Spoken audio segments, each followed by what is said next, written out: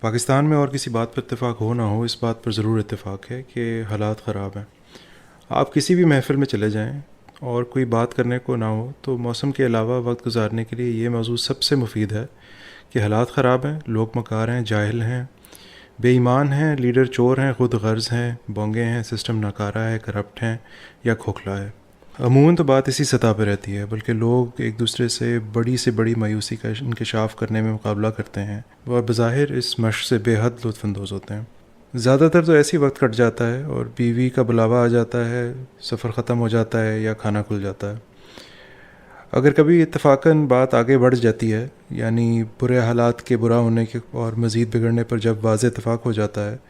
تو حالات حاضرہ کی وجوہات پر دورہ فکر کی باری آتی ہے۔ اس گفتگو کو سن کر یہ لگتا ہے کہ وطن عزیز کے بڑے سے بڑے مسئلے کی وجوہات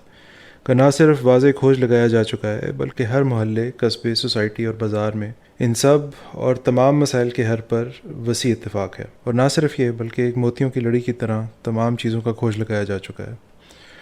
حالات خراب ہیں کیونکہ لوگ جاہل ہیں اور مکار ہیں، کیونکہ سسٹم کرپٹ ہے، کیونکہ لیڈر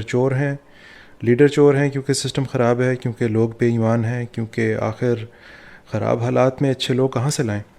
اس افشا انگیز نقطے پر سب اپنے آپ اور ایک دوسرے سے بے حد مطمئن ہو جاتے ہیں اور اپنی بصیرت پر ایک دوسرے کو داد دیتے ہیں اور اپنی اپنی راہ کی طرف چل پڑتے ہیں۔